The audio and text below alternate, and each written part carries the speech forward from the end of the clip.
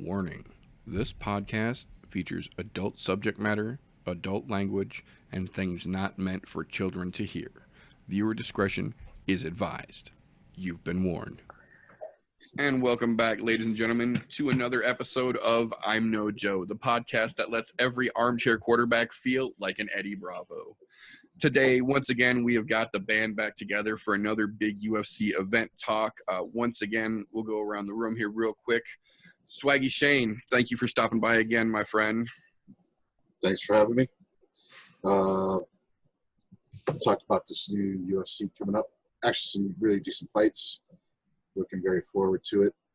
Having a little powwow here. Find me on any of the social medias, Swaggy Shane, Baby Swag, et cetera, et cetera. So. Awesome. And then, once again, the man, the myth, the legend, Golf T Vapes himself. Thank you again for coming along, brother. Thanks for having me. Looking forward to doing this again. Looks like it's going to be an exciting night of fights this evening.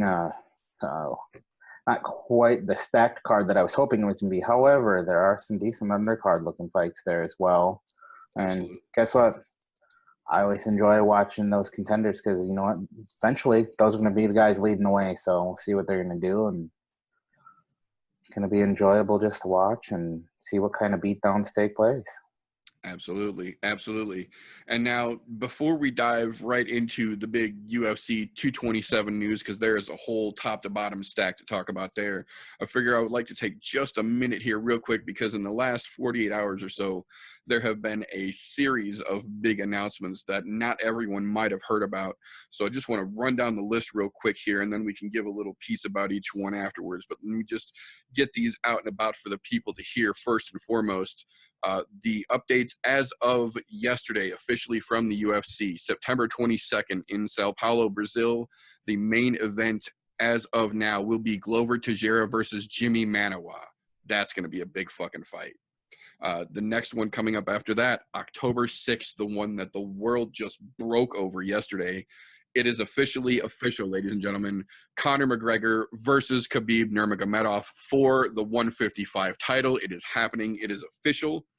Next one after that, November 3rd, Nate Diaz versus Dustin Poirier for the headline, with the co-main event being Israel Adesanya versus Derek Brunson at Madison Square Garden in New York. The next one after that, the UFC Fight Night coming up on November 10th, is going to be headlined by Frankie Edgar versus Chang Sung Jung, the Korean Zombie, with a co-main event of Cowboy Cerrone versus Platinum Mike Perry.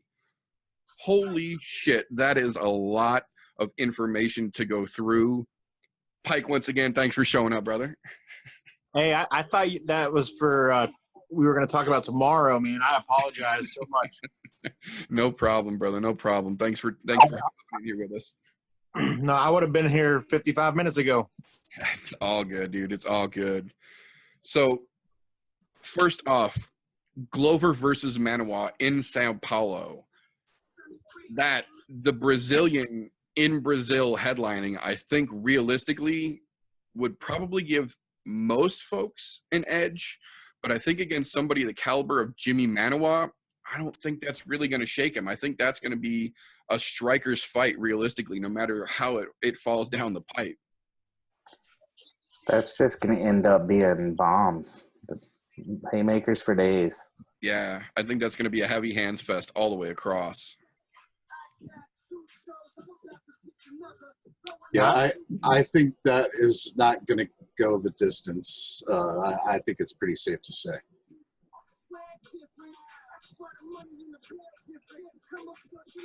I got 20 on Manuwa. How about that? I like those odds. And the funny thing is at a glance, most people would be like, no, it's Glover fighting at home. But no, I think Jimmy's hands are going to take that one home. I mean, you got to think Jimmy's only lost 2 fights, right? One to Gustafson, and he lost another one. He's lost 3, I think. My apologies. All good. I'm just cheating. I'm just double checking. Yeah, I don't blame you. I'm okay to be standing to be corrected. Okay. So, well, aside from that, the next piece, the one that broke the damn internet yesterday, we are officially rolling back Dollygate, October 6th, Mystic Mac versus the Bear Wrestler himself. It's going down, and they're going to do it in Las Vegas, in the place where the whole shitstorm brewed up initially. They're coming back to T-Mobile Arena, and they're going to run it down. This realistically might be the biggest pay-per-view event that fighting history has ever seen. Holy shit. This fight has sold, regardless of any other fight that is on that card, main or otherwise, that two names that just got put on that title will sell probably record pay-per-view numbers, I'm predicting right now. Oh, yeah. Who thinks Connor's going to take it? If he doesn't get taken down, he'll win. If he gets taken down, it's fucking over. Nurmagomedov takes it. Khabib, if he does the wrestling card, Connor's fucked. I believe Connor can – he proved with Chad Mendez he's able to get up, but the damage he took from Mendez, Khabib's going to have much more pressure, and he's going to be much more aggressive than Mendez was. And that being said, Mendez came off the couch to fight Connor. Khabib lives in the gym. And Khabib's wrestling versus Mendez, that's like fucking in a goddamn grade schooler versus a college athlete. Yeah. I'm not going to disagree with you. Well, and the other thing that most people forget, Mendez pissed hot for that fight. He was on fucking roids for the Conor fight. Yeah, he took it on short notice, but he was also juiced, and that's the fight that got him suspended because he pissed hot. So not only was Conor stopping Mendez takedowns, he was stopping juiced Mendez takedowns. Man. I think that's going to give him a hell of an advantage because he already knows. Anybody who's watched or even listened about Khabib knows the dude lives to wrestle. So I know he's been training for it, so he'd be an idiot to not have been working on wrestling. To beat the champ, you can't run away, but I think Connor's going to look like Stephen Thompson fighting, and he might land a lucky strike. You know what I mean? Well, and that's another thing that people have been talking about is realistically, if you look at the styles apart from going against each other just on their own, this fight looks like it's going to go one of two ways. Either Khabib is going to wrestle fuck Conor for as many rounds as it takes for a judge to, or a ref rather, to step in and stop it, or Conor catches him with that fucking left and Aldo's his ass. Realistically, I haven't. All the Khabib fights I've seen, I've never actually seen him rocked, and I could be wrong. There's maybe been fights where he was. I've just never seen it. No, the Johnson fight, the fight that got him the title contention. Johnson fucking rocked him, and he wobble-legged, like he stanky-legged in the middle of the fucking ring before he popped Johnson and took it to the ground. That's actually what got him down to the ground. But same thing with Iaquinta. Iaquinta had him stumbling a couple times. You know, granted, he didn't put him away, but Al had him, stutter-stepping a couple times. So if Conor can get in there poised and ready and put that fucking left on him. I wouldn't say if. It's more of a win, in my opinion. I mean, Connor's going to land a shot or two on him. It's going to happen. Right. Yeah, but that Khabib is so quick to recover, too. That's one of the big things about him. Like, that's why you don't really remember him being rocked, because it's not a real big rock that happens to him. He's got an iron chin, and he's got stamina and recovery that's just godlike. So, I mean, the Russians do that. That's just in their nature. Well, and that's also a wrestling thing. Look at anybody who is solid based in their wrestling, they recover very, very quickly. Anybody who's been wrestling for that long, you're going to have a quick recovery time, because most of those guys, they have cardio for fucking days. That's what they train for, is quick recoveries, because they don't get a lot of time in between rounds when they're wrestling. So it's you work, quick recovery, work. So of course they're going to recover well, but those angles that Conor throws from, all he's got to do is catch him with one, and nobody throws from the angles that Conor does. Very true. He's Oh. always been elusive, and that's always been one of his greatest strengths. It's not just that he throws with precision, it's that he throws with precision from odd angles and from weird locations. Like, he's always moving around. He's never standing in the pocket on the straight line for you. Well, he doesn't have to. You know, he can throw an uppercut right hook from turning sideways. You know, like, and that's probably one of his strongest punches. You know, but he also has great technique and has been learning to do that. You know.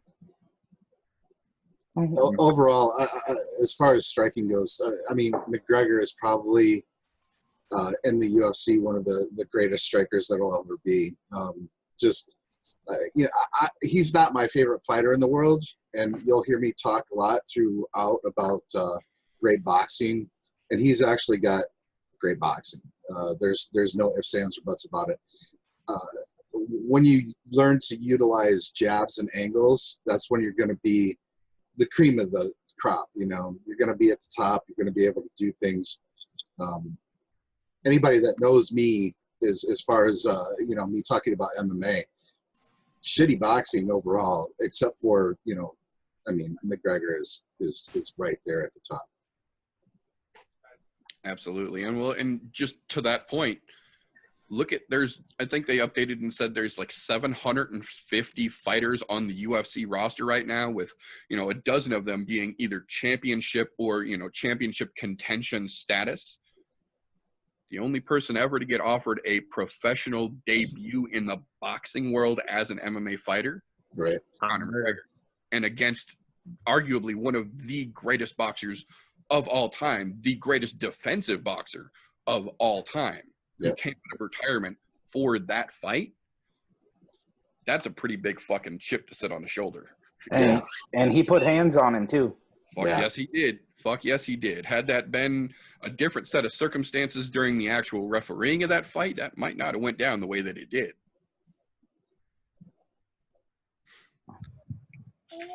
I'm gonna go downstairs. Gonna go. But moving on from that, the next one here, Nate versus Dustin. Now, when I heard them announce that fight, just initial reaction, I'll watch that fight all day long. But then today happened, literally just an hour and a half, 2 hours ago happened, and not one, but both Nate Diaz and Dustin Poirier have taken to Twitter and said, and I quote, "Fuck the UFC, I'm not fighting on that card anymore." And it was after the Conor announcement that both of their butt hurts went through the roof. Yeah, no, I could see why they were so angry about that, though, because, I mean... Well, it's a pretty blockbuster fight, and to be overshadowed that's the only thing that I haven't actually. Is there an actual reason why they said "fuck this fight"? I'm not going to fight. I mean, did they actually? Neither one of them have actually declared the justification for it. They both just said it, and Nate said it after he walked out of the press conference during the Conor promo video playing. Right. And then he tweeted it, and then after he tweeted it, Dustin tweeted it right alongside of him. Like, I can see. Well, they're both Diaz raps already. Like, Conor has. Diaz is kind of he can be a drama queen anyway. So to be overshadowed is probably something that he doesn't really care about. So I mean, to be overshadowed just makes him a little bit more of a drama queen. Here's my take on this. Because it is one of the Diaz brothers, doesn't matter whether it's Nate or Nick, they're going to do the same thing. They don't give a shit about what everybody else is doing. They just like to ruffle feathers, and they're very fucking good at it. So I think he might have just put it out there as just a big middle finger to the UFC and saying, "I don't need you, you need me." Well, he was also really quiet through the whole thing too. Like, he really didn't say much. Like, people asked him for comments, and he really didn't say much. Like, just whatever the court case. I'm not even sure. Does anybody know what the court case he was going through was? He never announced what it actually was. He just said that he was in the middle of a lawsuit that wouldn't allow him to fight during it. Yeah. I thought I had heard something somewhere. I very well could be mistaken, but I think it had something to do with some sort of domestic charges. But I could very That's well his be bro- mistaken. that's his brother. Nick got arrested in Vegas on some domestic charges against a female. But that's a whole Well, nother. no, I know Nick did, but I think there was something to do with Nate in there as well, but not for the same incident. Ah, okay. Nick Diaz's words were, "Hey, baby, you know how I'm getting laid?" She goes, "What?" He's like, "Because I'm stronger than you." Wow. All right, we got to choke that line of questioning. I'm sorry. I had to do it. I thought it was pretty funny. All good, all good. But now, regardless of if those two crybabies get their panties out of a wad and actually put the fucking gloves on and fight or not, the other half of the announcement for that card, Israel Adesanya versus Derek Brunson, I think is going to be one of the most slept on fights of 2018. Adesanya is on fucking fire, and the dude hasn't had a chance to showcase half of his skill set. I don't think Derek Brunson has a chance. Yeah, exactly. And granted, I love Derek Brunson. That dude is a bite your mouth piece and slug it the fuck out star. And the dude's going to be around for a minute. But up against somebody as smooth and as fucking agile as Adesanya with such a fucking bag of tricks that he's got. Well, Brunson's a knockout or get knocked out fighter, you know? Yeah, He is. He's a go for broke. It's either I'm going to knock you out or I'm getting knocked out. You got that exactly right. But the heavy hands that he has, all he's got to do is catch him with one. Now, is he going to be able to hit him cleanly? That's the key there. It's if. Right, Adesanya, man. Like, I don't think the hands are going to do a thing against Adesanya, in my opinion. When you're fighting, Adesanya is like next caliber, really. You know, he's.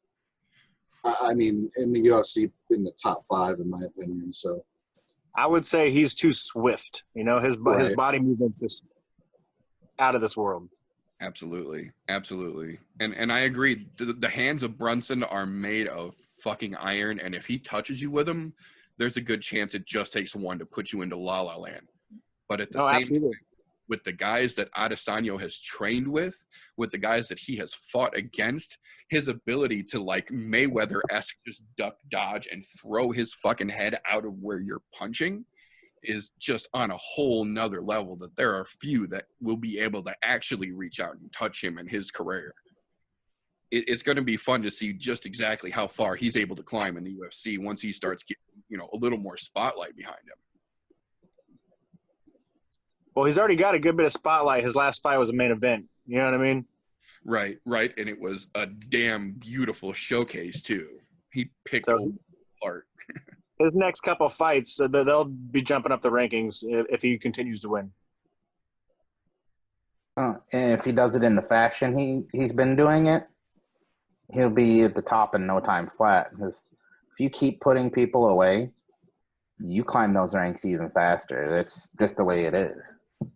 Absolutely, and especially the way that he dismantled Costa, and then they announced, what was it, 2 days later, or maybe it might even have been the next day, that Costa's next fight is against Yoel Romero.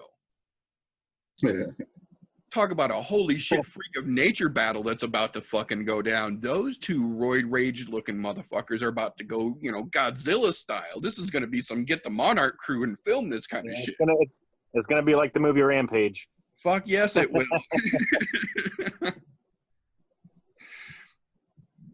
Now those two dudes are they look like Hulks. You know what I mean? Their shoulders are huge, their pecs are big, their physiques for who they are and what they can do.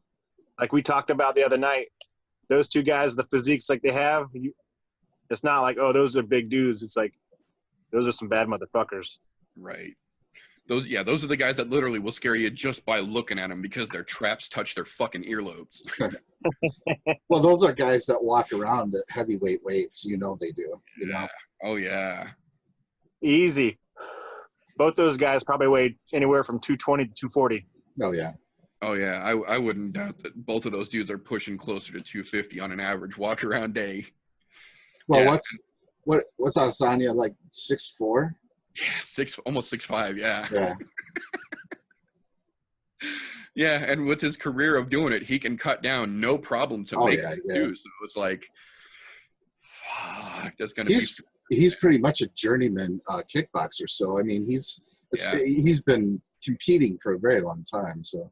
Well, and on that note, since he's so used to the kickboxing, he's used to not only getting to competition weight, but staying there because he's done so many fucking tournaments where you have to be on weight for a week to fight, you know, not just make weight, fight, and then go back to camp. Like, he's done those long range, old school Thai tournaments where you're fighting 7 dudes in 6 days shit. Yeah. He's going to be a problem for a lot of people, I think. And this is going to be a good spotlight, I think, for him to showcase some of the fucking ability that he's got.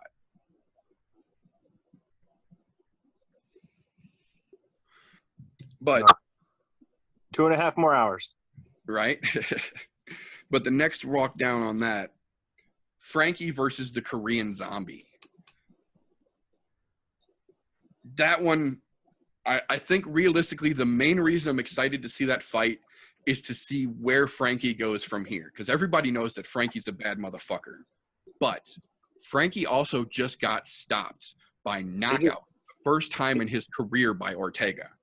He got lifted off the ground with that uppercut. Yeah, and a lot of fighters you've seen time and time again, when they get put down for that first time, they don't come back the same. Like, sometimes when the lights go out, they don't come all the way back on, and it's just not the same situation anymore. And realistically, I want to see if Frankie is that, because he's already been talking smack when Ortega refused to take the Stevens fight on short notice in place of Holloway, which business-wise, we all get that. But Frankie came right out and was talking shit about how, you know, if that was the situation, Ortega wouldn't be where he's at. And then Ortega put him to fucking sleep. So I think Frankie comes back as Frankie Edgar. I don't see this actually changing the way he fights. I hope so. Realistically, that's why I want to see this. I want to see the Frankie Edgar that we know come back and just be like, nah, dude, that was some shit. I'm good. I want to see another Twister tornado, you know, like a Twister submission. Right. But at the same time, the Korean Zombie, they don't call him the fucking zombie for nothing. That dude can trudge through some damage and keep throwing the fierceness. So oh shit. He did his mandatory terms of service in Korea and came back like nothing ever happened. I'm pretty sure they basically had him training the whole time while he was in the army there, you know? Yeah, man. Oh, yeah.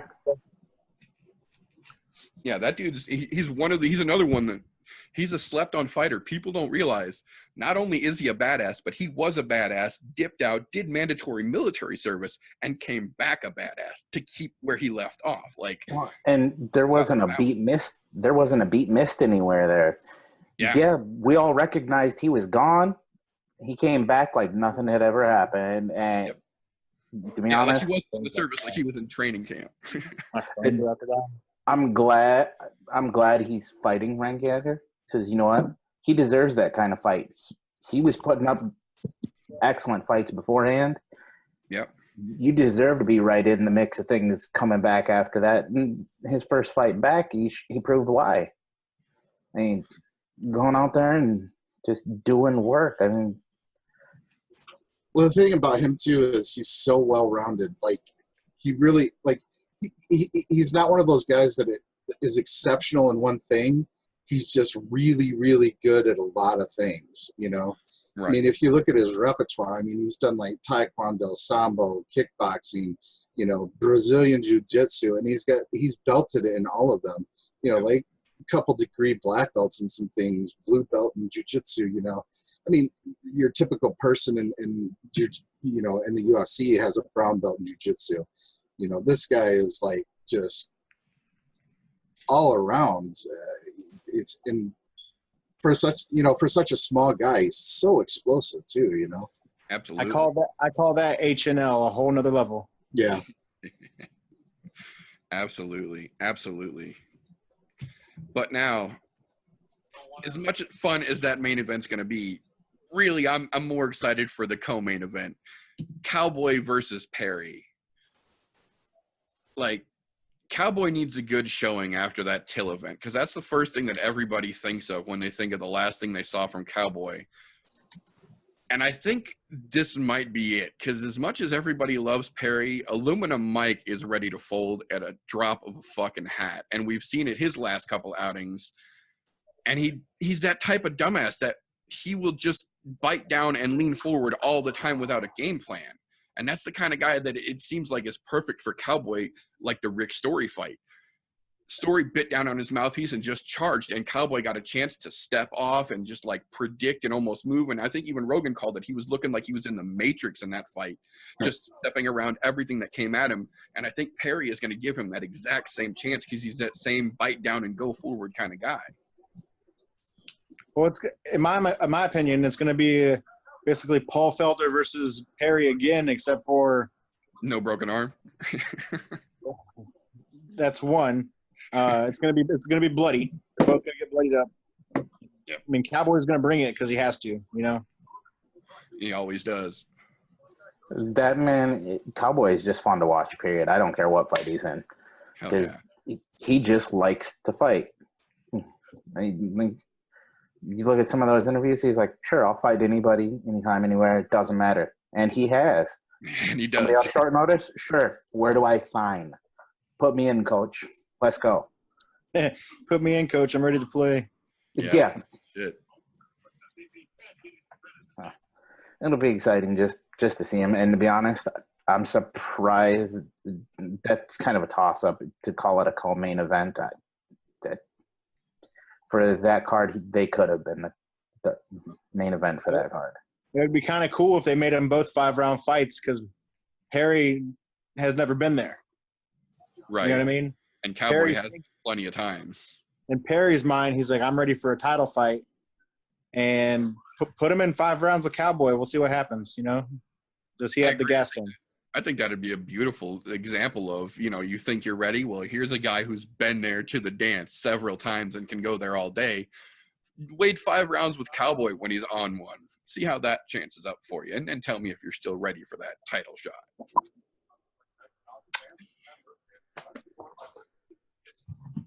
Oh, well, that's all for announcements for the updates. Let's move on to this evening's festivities. First fight, right out of the gate, the opener on the early prelims tonight, Marlon Vera versus Buren. Now, Vera is the guy that retired Brad Pickett. His big fight at home that he was supposed to cakewalk through, and Vera fucked him up. Yeah, Marlon Vera's no joke. He's nothing to overlook, man. But at the same time, Buren is nothing to sleep on either. The dude has got serious hands and quick as shit. But he's got nothing on the jiu-jitsu of Vera. So I think if that fight stays on the hand or on the feet rather, stays a striking match, that could be a Buren fight. But I think if that goes to the ground, Vera's choking him out. Guaranteed. That's another case that I was saying. Grade schooler versus college level. Yeah, absolutely. If you can't stand up to the ground game, Vera will get you. Yep. But, like I said, if it does stay standing, Buren's quick, and he's got some hands on him. They might not be the best hands in the UFC at that weight class. However, in comparison, I'm pretty sure he's got Vera beat standing. Yeah, I agree. If it stays striking, I think he can put Vera in some serious trouble. But if that goes to the floor, it's going to get interesting quick, I think. And it makes you wonder who's game planning what? Is Vera planning on taking him to the ground right away? Why wouldn't he? I mean, That's the only thing. I mean, that's what's going to happen. There's not going to be much banging. It's going to be, is he going to get taken down or is he not going to get taken? I mean, Vera's. What else? Why would Vera bang with him? I mean, but at the same time, Vera stood and banged with Pickett too, like knowing that if he needed to, he could just grab that skinny little fuck and throw him. right. And he might go in with that plan. Yeah. However, I think when it comes to that same concept, I think Tyson said it best. Everyone has a plan until you get punched in the face. Right. So right. once that happens, the plan kind of goes out the window there. Yeah. Very true. Well, and that's another thing too. Is I mean, what's Vera going to fall back on if he gets punched in the face? You know, right. I mean, Very true. there's not that many black belt Brazilian jiu-jitsus, you know. So, and he'll know because that's where everybody always goes. If you get rocked, you're going right back to what you know because it's embedded in you. Yeah, It's muscle memory. yeah, That's exactly it. And you do so many thousands of times, you're immediately going to be able to fall onto it without even thinking. You're just going to do it. Very true. Very true. and those little guys are always fun to watch because, like, cardio. Yeah. Well, I mean, their cardio isn't even a word that they have to worry about. So, Yeah, gas tanks are never an issue for the little guys. It's just a Yeah. matter of who's getting crazier during the rounds. I say Vera takes it. I agree. Right there with you on that, 100%. I think if he doesn't stay standing and try and box with him like he did with Pickett, I think Vera takes it. But I think if he gets ballsy and tries to show off a little bit or tries to show out and stand up, I think he might get put to sleep. I hope I'm wrong, but I can see the potential for it. Even if he gets rocked, I'm pretty sure it'll end up in a takedown. And he'll regain his composure, and that'll be it. I mean, if he gets rocked and, say, goes against the cage and starts to fall down and pulls guard, damn, you're right there where you need to be. And he's going to pull some kind of switch or can't think of the word, but he's in his He'll switch or I apologize. he'll pull a switch or a sweep or Sweep. I got you. I knew where you were going with that. I appreciate it. But the next big one that I want to take a second to talk about here is the opener for the prelim card, the actual prelim card. Sales versus Moraes. Now, Moraes has only had one fight in UFC, and he lost. But to his credit, it was versus Sabit. And Sabit is a lot of people's new favorite kid on the block because the guy came out crazy every time they've let him let him into the octagon, rather. But it's not like Moraes was just laying down for him. Like, he put up a hell of a fight, but Sabit really is on that HLN, a whole nother level. Like, the guy is just ready to make a tear through as quick as they're going to let him. But I think Moraes is definitely going to use that as motivation for a comeback because Sales is 6-1, and all 6 of his victories are knockouts. The dude has only seen a second round one time, and that's the only fight that he's lost in his career. Moraes is not an idiot. He knows what he's up against. And I think with the motivation for his initial loss against Sabit, knowing he's coming up against a dude who's known to put people to sleep, I have a feeling he's going to come in a little smarter, and I think he's going to take this one. I think this is going to be a Moraes victory. I'm not going to disagree with you. That's the way it looks like it's going to end up. It's gonna be a tough one. I don't know. I'm. We'll just watch it. How's that? I can't say one way or the other, honestly. Yeah, that's one that I'm looking forward to seeing. Actually, Yeah.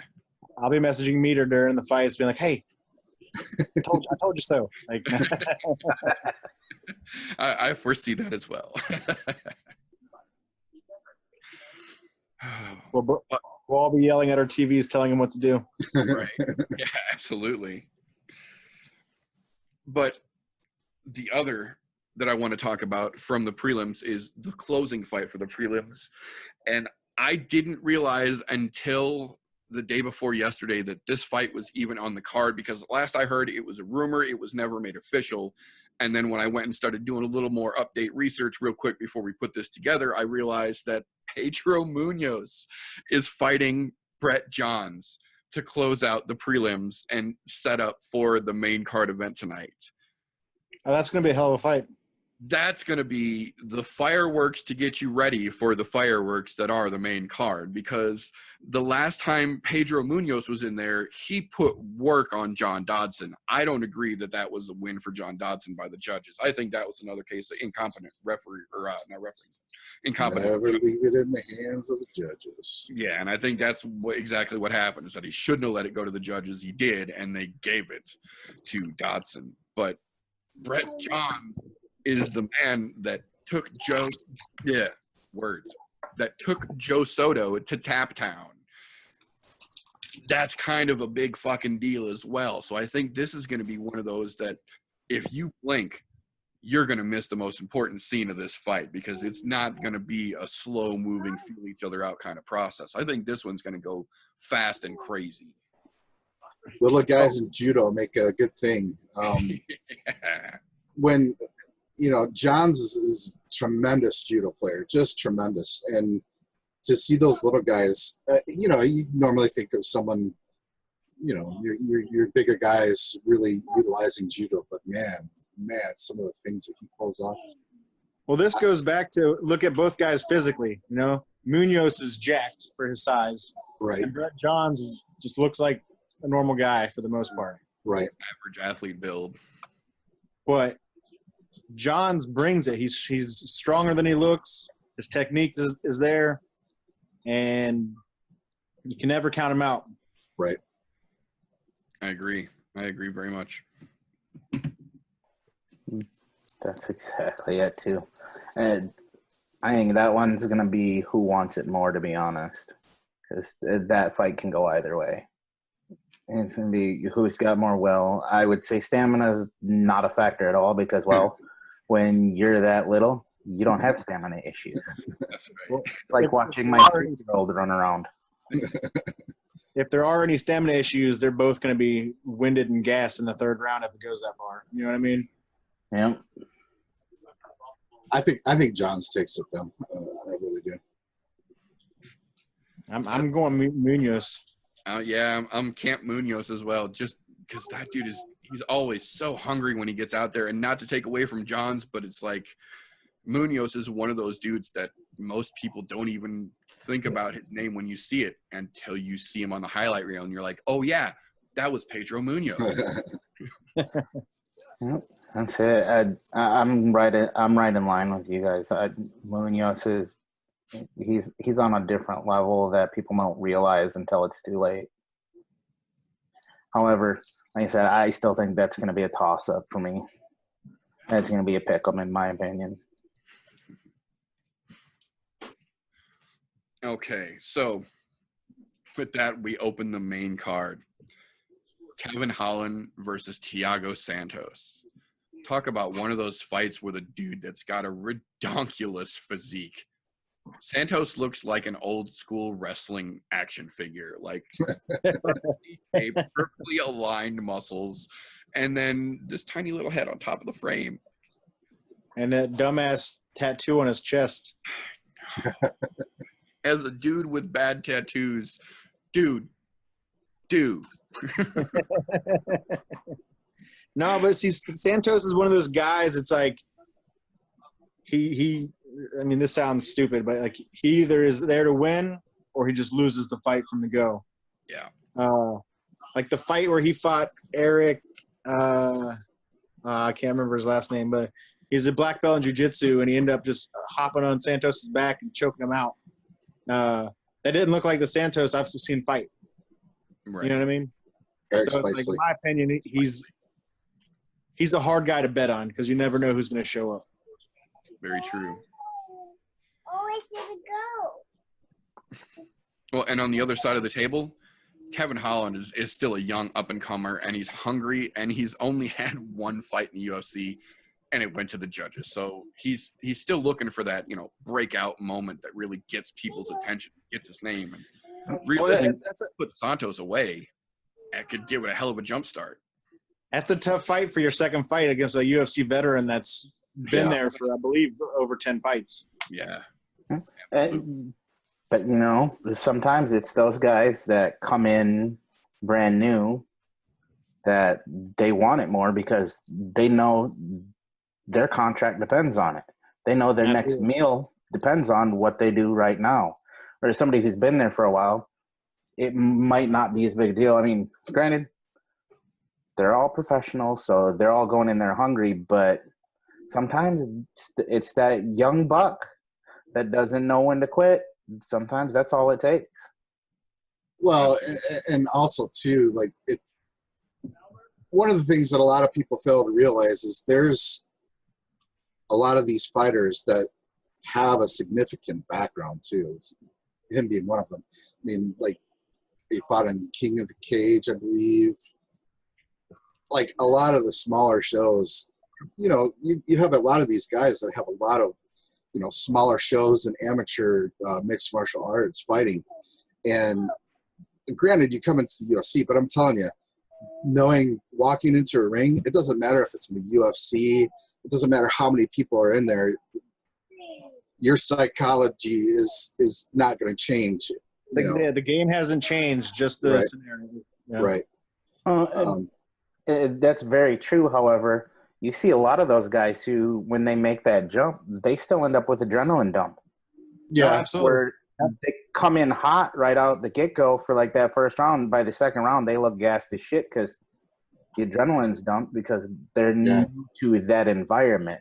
And the game hasn't changed at all. They're there to fight. They know that. But because of the stage they're on, sometimes that will get to them. However, after he's been through it once, I don't think that's going to be a factor. Except for now he's on the main card of a pay-per-view. That's the only mitigating factor now. We'll see in the first round how tense and tight he is and stuff. Yeah. If that's actually going to affect him. If he's loose and in control, then it's probably those jitters are gone. Right. Well, and to the point that you made earlier, it really does depend on which version of Thiago we see, because he is the man that previously put Anthony Smith to sleep right before Smith just put Shogun to sleep. So we know there's got to be some ability there. But then right after he did that, he got knocked the fuck out by David Branch, the guy that Luke Rockhold embarrassed pathetically. So it's like fighter math doesn't work here because both of these paths are so crazy depending on which night of the week it is that they're fighting. Like it really is going to be who we seeing. It's just like we talked about on, was it Friday night? Yeah. Or Thursday night. Who knows what these guys are going through? This fight week, you know, like they could have been totally the worst training camp of their life, but you can't say that. You know, Right. Oh, training camp went great, this, that, the other. And I think that's what's happened to Santos throughout his career is he just has some bad training camps, and it shows in his track record. It's definitely a possibility. Absolutely. Training camps make or break a fighter, bar none. Yeah, quite literally. Yeah. Look, ask Max. Hope that guy gets back. But we'll move forward. So the next one coming up after those monsters, Polyana Viana versus JJ Aldrich.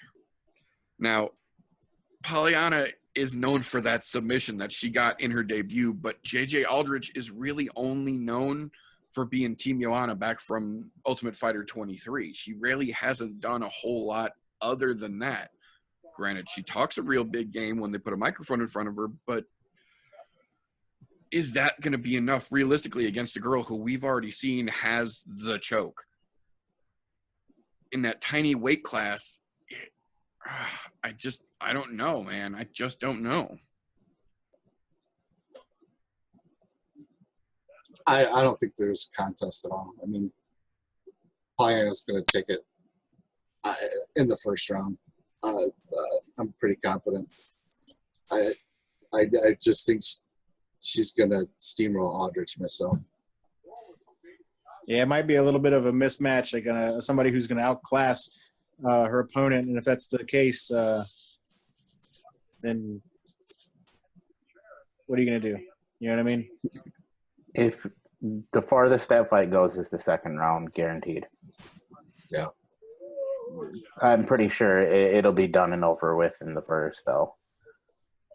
See, that's another one of those, like, it's not that I don't like Aldrich. I got nothing against her whatsoever. I'd love to see her do well. We need more ladies that are kicking ass and taking names. But that's kind of what Pollyanna is doing. Yeah. And you're not. Well, I think one of the things with it too is the UFC and the women. I think they're jumping the gun a little bit on some of these, honestly, because I think they're putting some of these women in that aren't really ready, and I think Aldrich is one of those. And I the women in the grand scheme of things, women in the UFC are so relatively new. And women in MMA is, it's not a common thing. So I think they're throwing some of the girls to the sharks a little too quickly. Yeah, and I think you're exactly right, because they're trying to gain a fighter pool. Right. So they're throwing anybody in there who has had a previous fight somewhere else, just so that way there's a bigger pool, because otherwise you're going to have a top 10 and nobody else. Right. You have your top 10 and champ. That's it. And that's, to be honest, most of the women's fights currently, it's not that they can't get there, it's just they're not there yet. But they're getting thrown into shark-infested waters, and you're just a guppy. Well, women's MMA and the UFC, they're not a deep it's not a deep threshold of fighters there, Right. And that's why they created the 125 weight class, is to try and bring in more fighters. And then you're going to see people like Joanna, who's probably going to jump up 125 because it's a natural weight class. And then you're going to see a bunch of fighters from 35 drop down to try and be the bigger, badder bitch. Yeah. So, And there's nothing wrong with that. It's just the pool's got to get bigger, and they got to add bigger fish, because if you keep throwing guppies in with the ones that are already at the top of their games, of course they're not going to do well. My good example for that is Shevchenko. She couldn't quite do it at 35, even though she's a bad bitch there. When she drops to 125, there's no way she's like. I mean, anybody can lose any given day, but I don't see her not winning the title in her next fight. Yeah. And Shevchenko's got all the tools to do it, too.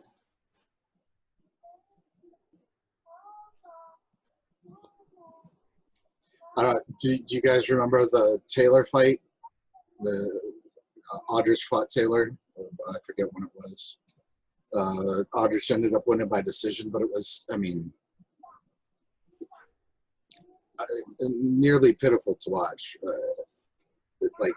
Like Aldrich shot for a takedown one time, like very few strikes at all. It was just Poor setup. Yeah, just because it just looked like two Amateurs. Yes. Yeah. Well, I'm just trying to be nice, but it was a horrible fight. Right. So. No, well, that's the thing, is that all of Aldrich's fights in the UFC have all gone to decision, and none of them have been easily her fight. Right. Like, you don't want to let it go to decision if you don't have to, and you don't want to go to decision every time. Right. Mm-hmm. But that's the thing. And go ahead, Dick. I was going to say, there's a reason. I haven't changed the name on here, but that's all right. There's a reason why. That they're still just contenders. They're not ranked opponents right now. They're just not there. Yeah. And going to decision every time, that's not going to get you ranked very quick. Yeah. Very true. Yeah, it's a good reason why there is no number next to that name of yours. That's just the way it is. Oh, speaking of the way it is, though, Cub Swanson versus Hanato Moicano. Talk about a fight where it really depends on which version of the dude we see show up. Yeah. Cub Swanson is flakier than Tony the Tiger. That dude is the definition of inconsistent. Like, we have seen Cub Swanson come out and just be fucking diamond level perfection fighter status, and then we've seen him come out in dirt mode, like he forgot to plug his controller in playing the game. You mean when he fought Frankie? Yeah. If fighting is what you want to call what he did. That was Nintendo versus PlayStation 4 right there. Yeah, that's exactly what I mean when I say forgot to plug your controller in. Like, dude, you guys weren't even in the same game at all. But we've seen him at the same time. So it's like, come on, man. I think tonight the real Cub Swanson is here to fight. I sure hope so, because you know what? When he is on point, he is fun to watch. He works very well when he's on point. When he's not, though, he looks like he's fucking still a contender status when he doesn't show up. But you gotta think this next fight, like if he wins, he's still in title contentions. You know, he's still right up there. Well, and because they're in LA, so it's like you've got SoCal tatted on your fucking chest, literally. Yeah. You don't win the fight in LA to keep yourself in title contention. Well, he's going to fall by the wayside. He has to win tonight. Yeah. He really, to keep any kind of anything for his career, it's a must win. And he needs to do it in a decisive fashion. Right. It's not just take it to decision. No, you need to beat the brakes off of him, period.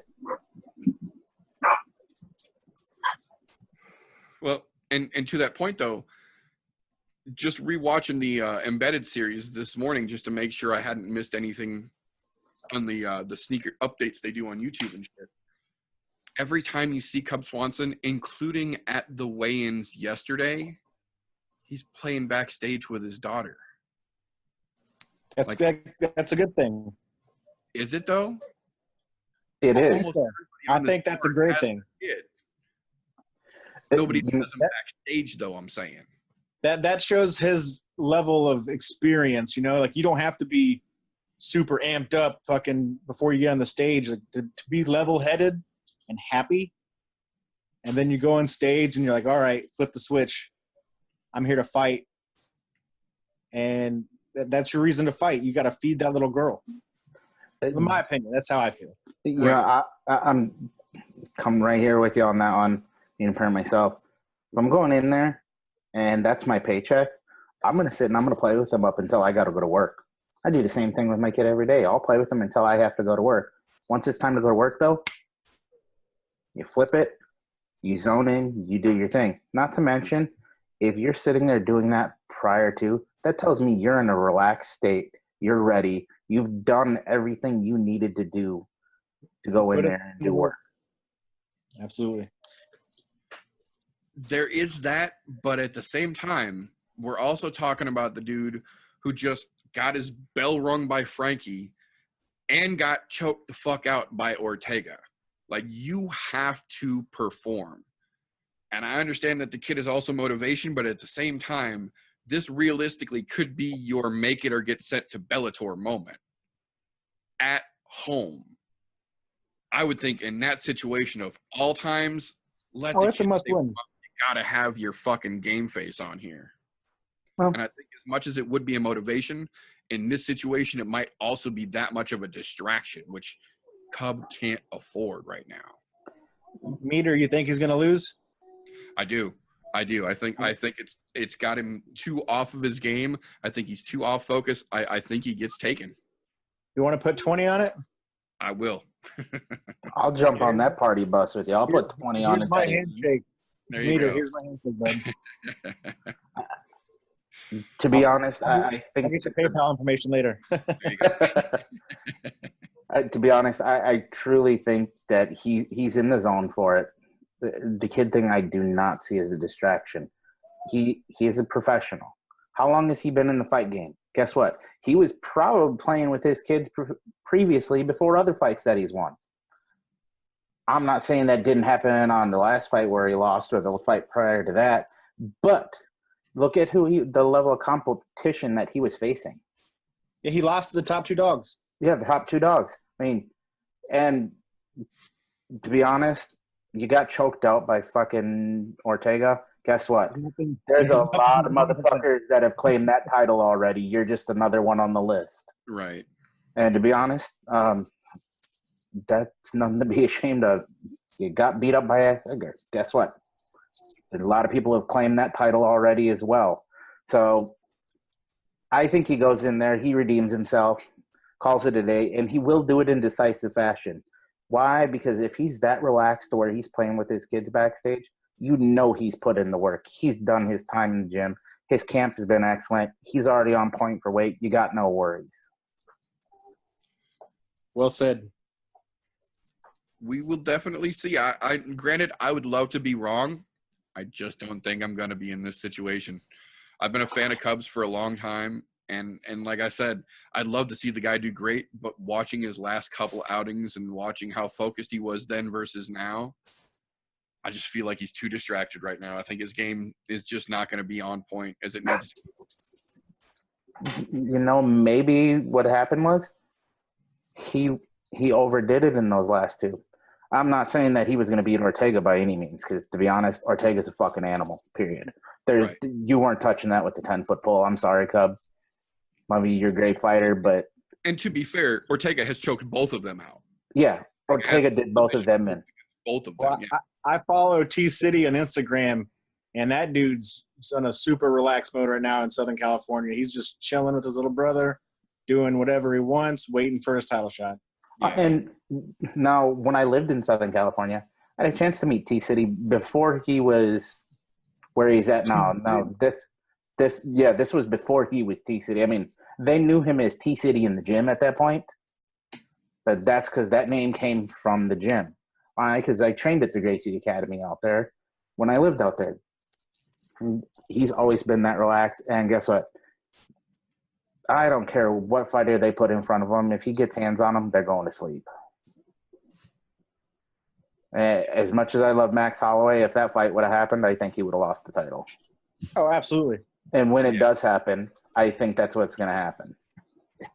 No, Yeah, I love both of those guys, but I think you're absolutely right. I think that Max, as great as he is, just doesn't have enough to keep T City at bay. And, you know, we've gone down a laundry list just in the last little while here of people that are proving points for that statement. And not to mention, his boxing is improved tenfold. He was a boxer already prior to his jiu-jitsu, but it's just gotten so much gnarlier over the last couple of years. I agree.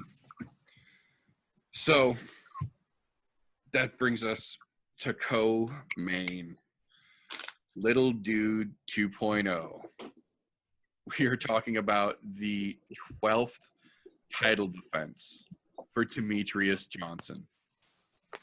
At this point, they've quite literally run out of people to throw against him from this organization, from other organizations. Now we're looking at repeats because he doesn't want to go up in weight class because he likes where he's at. well, it's more natural for him. He's 5'3". Right. You know, fighting guys like Cody and TJ, that's just his only losses mostly are in the bantamweight division because the flyweight division didn't exist. Yep. You know? It's one of those mixed bags, I have to say, because on one hand, yeah, he's on his 12th title defense. Not only has he cleaned out the entire division, they brought in people from other organizations, and he cleaned all of them out too. So on one hand, you got to give it to the guy because he's definitely earned his status as the greatest pound for pound. But on the other hand, when you finish a level, traditionally speaking, you go to the next level and start playing. You don't just farm the same level over and over to show how good you are at it. You got to keep challenging yourself. And if we know that this isn't a challenge for him anymore. There's been talks of a quote-unquote super fight between him and the title holder of the bantamweight division. But, and he reaffirmed that again today, that he has no opposition to the super fight. But in order for that to go on, he says whoever it is has to come down to 125 and win their first fight at 125 before he'll even consider it. So, and I think he has all the right in the world to make those demands. Yep. Oh yeah, if you're into your 12th fight, I'm gonna call this right now. He's gonna beat Cejudo for a second time, guaranteed. I like Cejudo; he's a great fighter, but he's just not at that level. And there's a reason why he's pound for pound number one. And to be honest, my eyes, if you look at him, if he was the size of John Jones and running this, he would have taken John Jones out along with him. Yeah. But that's not the point. I mean, he's, in my eyes, he's the GOAT, period. Because there's been nobody that's made a run like that. Nobody. Absolutely. I don't think Mighty Mouse is going to win the way he did before, like in 8 seconds or however long it wasn't 8 seconds. Right. But it's not going to be as decisive, or it may be as decisive, but it's not going to be as quickly as it was before. Right. I think we'll get to see a little bit of a wrestling match before Mighty Mouse wins. Yeah. I was expecting that the first time. I mean, No, so was I. yeah. I mean, you don't have – Cejudo is a world-class wrestler. Yeah.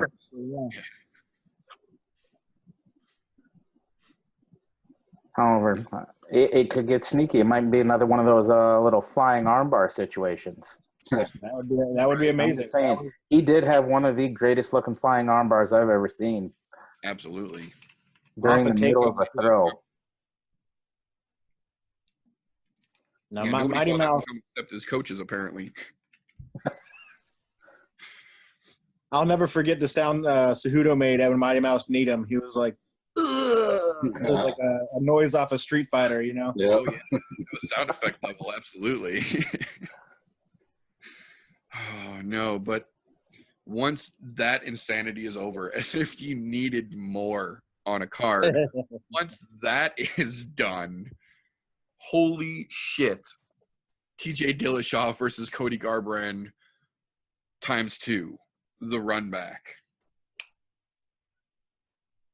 Wow. That one, like, as much as I would like to say history. My money's on Cody. Itself, Mine too. I don't think that Cody has it. I think that TJ is going to do it again. I don't think it's going the same way, but I think Cody has spent more time running his mouth than he has running his legs. Well, I know TJ can do it again. I just, as a person, I don't like the way he has he worked his career, you know. There's better ways to do it. There's more tactful ways to do that. So I understand the animosity between the camps and why there's drama and tension. Mm-hmm. This is a biased opinion on my side. I like Cody Garbrandt more than I like TJ Dillashaw, and I want Cody to win. I can understand. Here's my look at this. Look at TJ moving camps, causing all of that animosity. Guess what? That's fucking normal. Yeah, you did it in a shitty fashion when you moved camps, but that's normal. Fighters move camps. They don't always stay in the same. You have to. In order to progress, get better throughout your career, you go to somewhere else that specializes in something different. It's just how it works in order to get there. Cody, falling under Uriah Faber over there now, there was already that animosity before Cody even stepped into the gym with them. I mean, yes, he was training alongside TJ for a little while, but he wasn't at the level that he is now. I mean, look, he put away arguably one of the best fighters ever and dominant fashion to win that title. It just dominated him. He was dancing during the fucking fight when he won that fight. He dominated the Dominator, that's for sure. Yeah, I mean, Dominic Cruz looked like trash. And Cruz is in my opinion, one of the better fighters to have ever graced that weight class. Look at the times that he fought TJ Dillashaw. He made TJ Dillashaw look like shit. Right. Which guess what? My fighter math doesn't work. Fighter math does not work here. Now, in that same situation, though, does this play into a type of kryptonite thing where TJ couldn't touch Dominic? Is this going to be a thing where Cody can't touch TJ?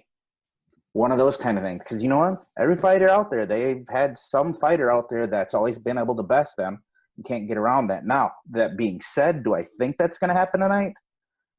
I don't think so. Because, to be honest, I think what Cody did after he won that title, he got fucking lazy. I think he was really fucking lazy. because he looked like shit. He did not look like himself in that fight at all. Not even in the first round when he came in fresh. I think he came off the couch for that fight. To be honest, I think he was just lazy. He didn't train hard, but now he's going to go back in there because he wants it back. Oh, do I think TJ's been training just as hard? Fuck yeah. Because guess what? There's that animosity between the camps there, so he wants to make them look bad again.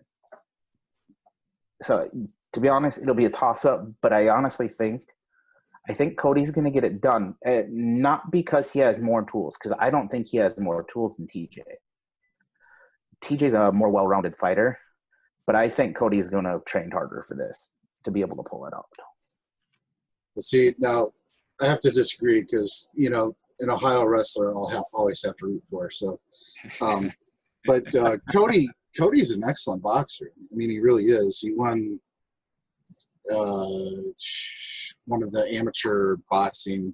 He had Golden Glove status for a while. Yeah, but I mean, he's someone that can really utilize the jab. Now, his loss to Dillashaw was like, I'm not sure what happened in that. To be honest, that's not how I thought the fight was going to go at all. But I think with him being hungry, this is going to be a hands down Cody match. I mean, I just think that's what's going to happen.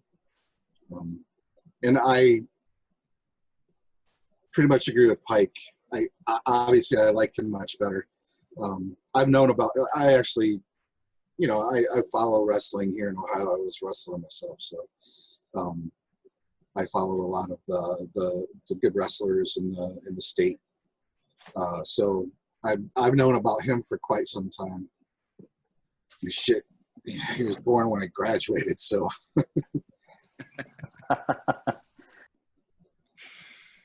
It's not like he's been around that long, right? Right. No, I can definitely understand what you gentlemen are saying, but at the same time, the combination of that rivalry with TJ having the belt back, this is one of the few times where a belt has come back to its original holder in such dominant fashion, not by a decision or not by, you know, a 2-second knockout. Like, that was a hell of a fight the first time they went at it. It wasn't a close call. Like, they battled.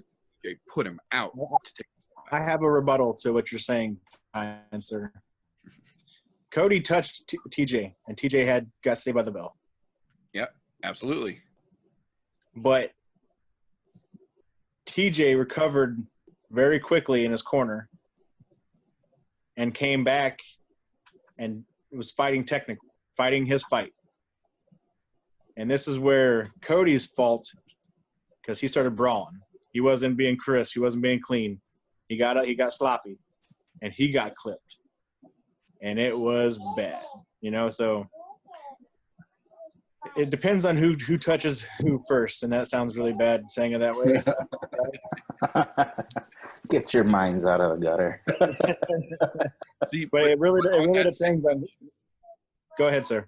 I was going to say, but on that same notion, that's exactly why I think that TJ is keeping the belt, because he had, you know, damn well he has to rewatch that fight, not just in camp, but on his own a dozen times. Yeah. Somebody at that level, they have to be that critical and that analytical of their own fighting.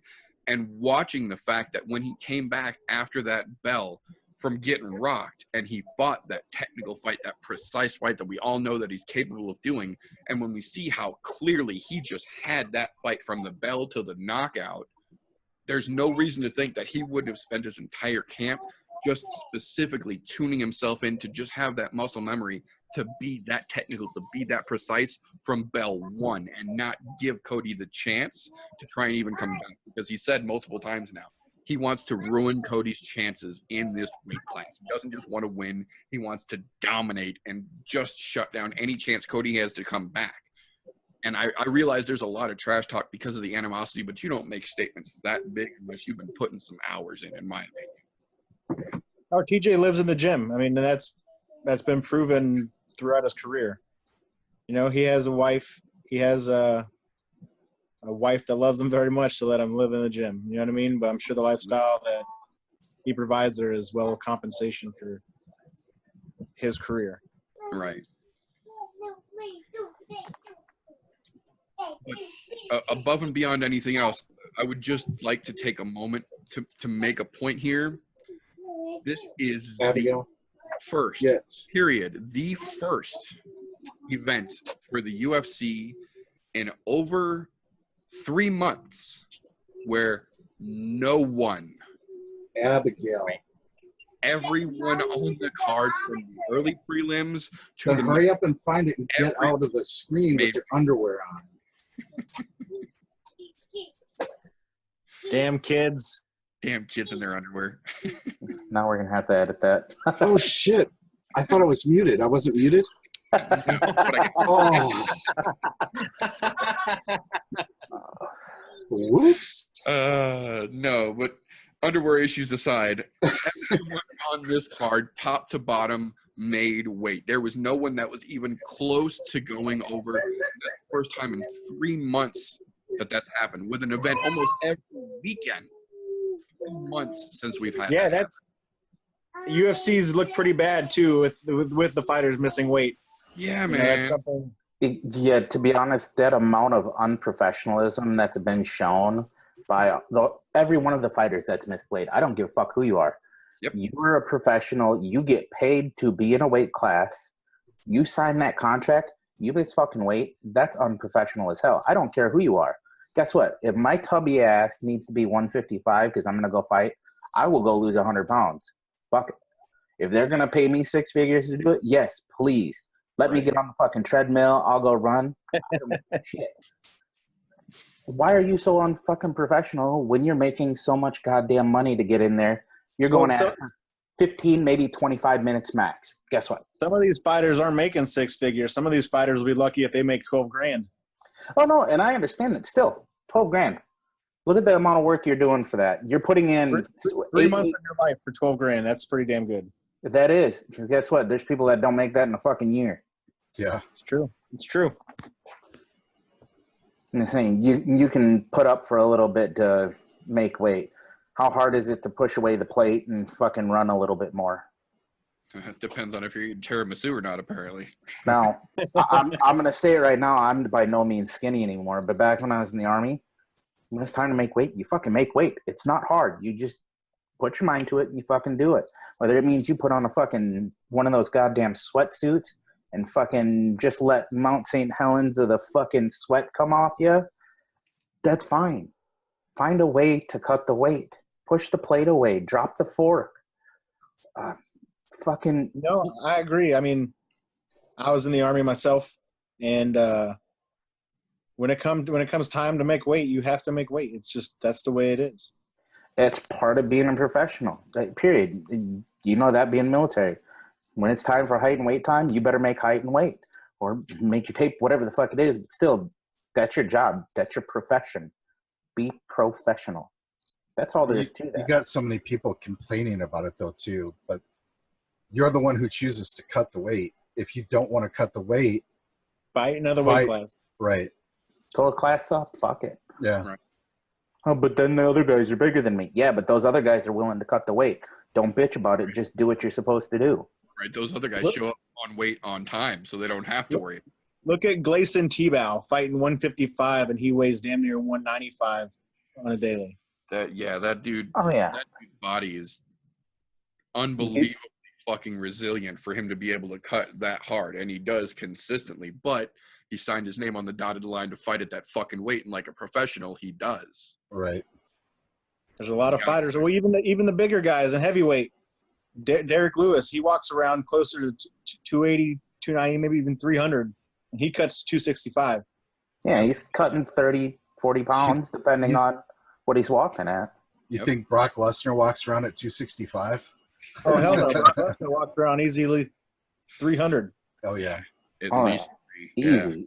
Every time he's fucking had to fight, he's made weight. Yep. Absolutely. Not that I agree with the shit. Well, I mean, if you stop doing steroids, you lose muscle mass. So, I mean. Right, yeah. Way to lose weight. their weight differently. Some guys cycle off, some guys just let the water go, whatever it takes. Hey, take a salt bath, hop in a jacuzzi for a while. Right. The steam room is your friend. All right, but gentlemen, we have got some early prelims getting ready to kick off, so we are going to wrap this up. We will take it around real quick, give you gentlemen a chance to say your piece and let everybody know where they can find you for some more of your shenanigans individually. Old Swaggy Shane, why don't you take us out first here? All right.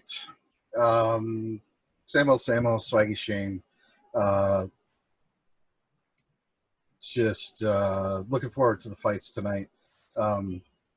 Nothing special. So go ahead and take it away, TJ. It's going to be an excellent night of fights.